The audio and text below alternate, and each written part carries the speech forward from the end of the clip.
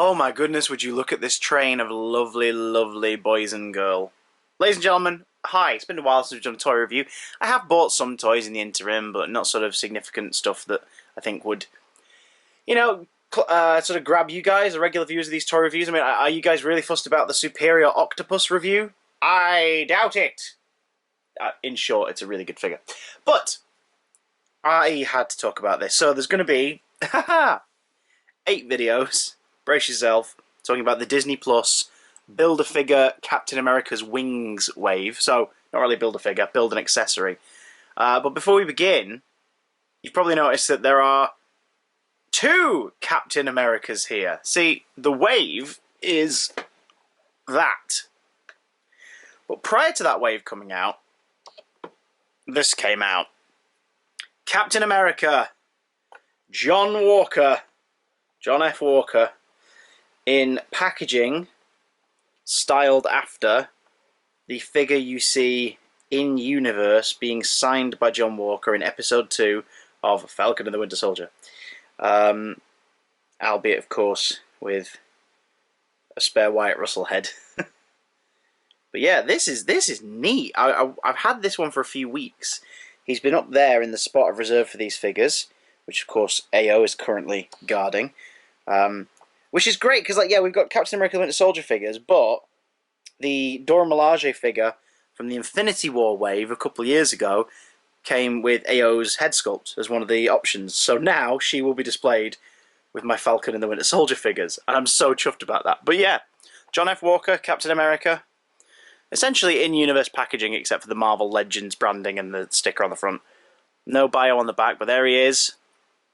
Carl from Up. No, I kid. It's just in a couple shots where he sort of looks like that. But yeah, Wyatt Russell did an amazing job playing this character. There is another Wyatt Russell action figure over there, which we will get to.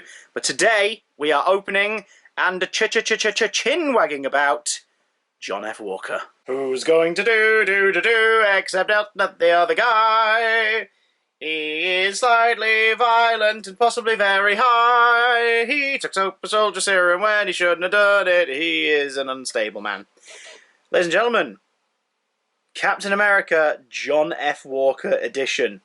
This is a gorgeous looking figure. So, he was our sort of joint antagonist for Falcon and the Winter Soldier, the Disney Plus series.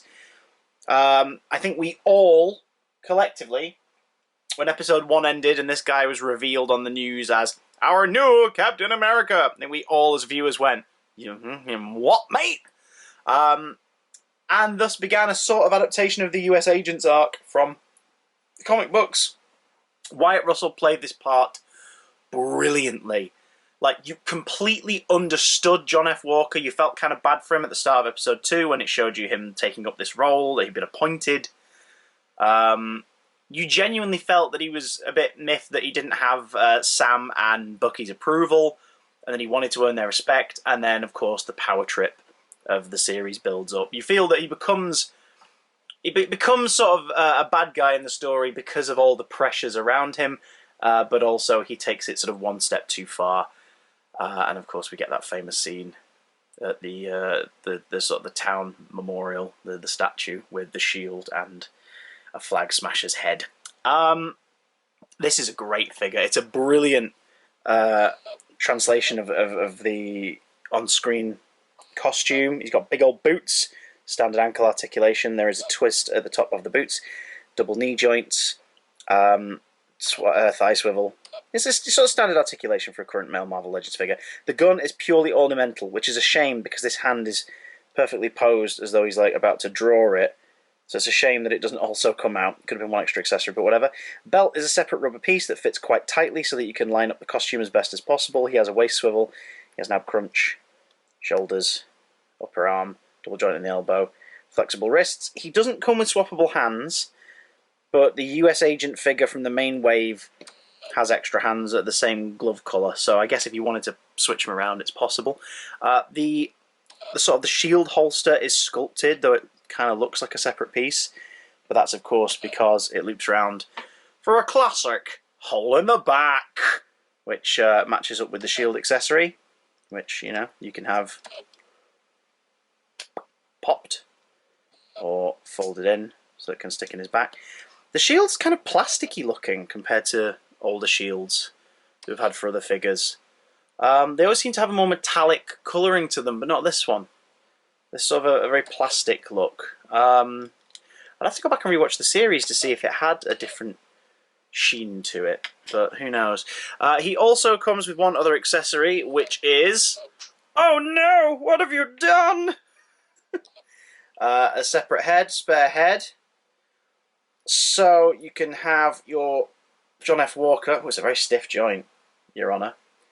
You can have your John F. Walker looking more like Wyatt Russell. Of course, he spends a lot of the series with the mask off.